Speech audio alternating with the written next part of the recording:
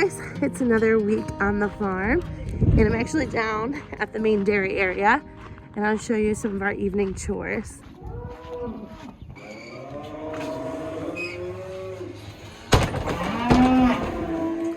This is probably the last week that we will put the cows in the barn at night because pretty soon they'll be out on pasture.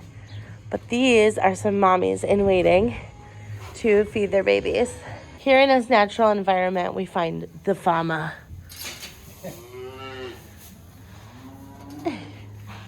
He's putting out little chunks of hay. We don't use grain on the farm. Everybody is 100% grass-fed. And so he's giving them a sweet treat to get them to come in the stanchion for night and so that they don't fight. So this is probably, is it second cutting? Second cutting, which is like a more prime hay. So it's kind of like candy in grass form. Let's see if we can find some babies before the moms come in and take all their attention. I hear them. We've had a couple cute ones lately. All girls too. Look at this little one.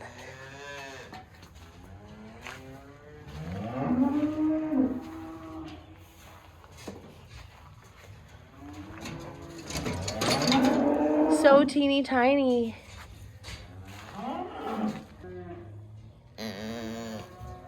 So on most dairy farms, they actually bottle feed or bucket feed their calves for various amounts of reasons. But here, we actually keep the calves on their own mom or a nurse mom. And we just find that they grow a lot better. They're really strong and healthy that way. And it's a lot less labor for us than imagine making up bottles for all these babies or buckets. This is the heifer barn, and then there's goats in the back over there. All winter long, the cows are still outside, but they're on the barnyard. You can see them eating the hay bale. That's their primary food source in the winter is hay. But soon they'll be out on that lush green pasture. They're off to the races.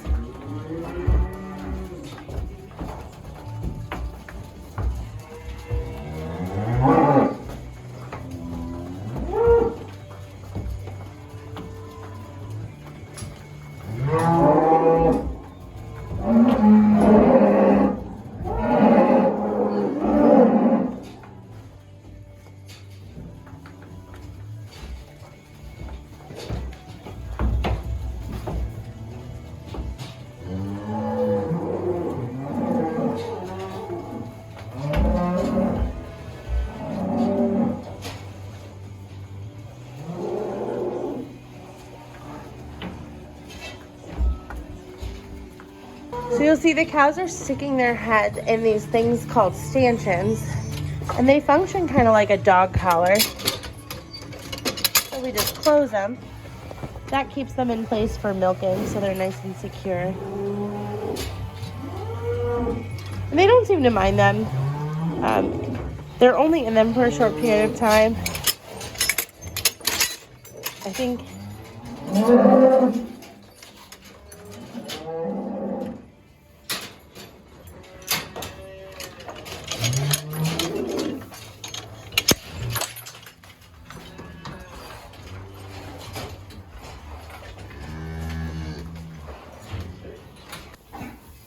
On our farm, the blue tags mean boy, and the yellow tags mean girl.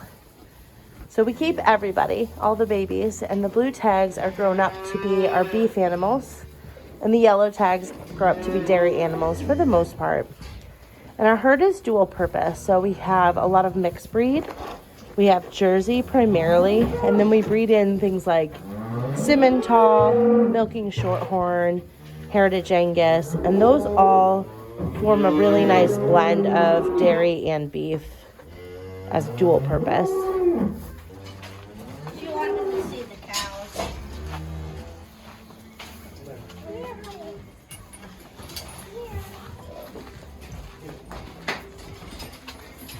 Our hay bale pile is almost gone, slowly dwindling, and this will be a building site for something. Hint dropped. So we won't be storing hay bales any longer here. For our kids watching, there's our tractor named Big Blue. He's the biggest tractor we have. We have 2 modern tractors and 3 Alice Chalmers that are from the 70s that we use. And then, do you know what's hooked up to it? It's our manure spreader. So that gets loaded up every day with barnyard cleanings and gets spread on the pastures all around the farm for fertilizer. Climbing the marshmallows is definitely a favorite sport on the farm. Is it fun? Are they bouncy? Woohoo!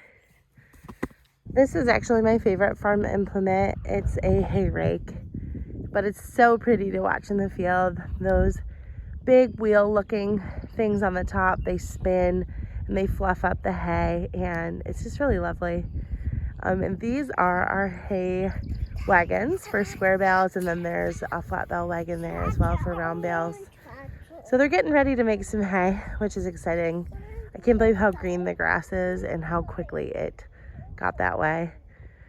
So pretty soon it's the busy season for us. These are Megan's chickens. They're so sweet. And she built this amazing movable coop.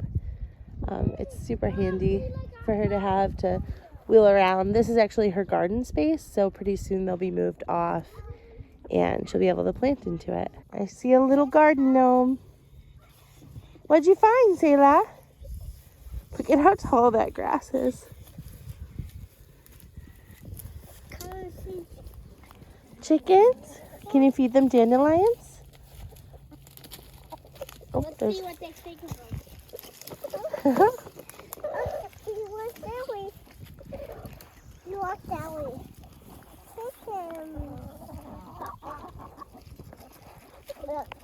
There's Farmer Jerry putting out the round bale. Actually, he'll be putting it in the barn for them to feed by hand to all the ladies in the barn. Where do you want to go? I want to go on tractor. You want to go on the tractor? Yeah. That reminds me.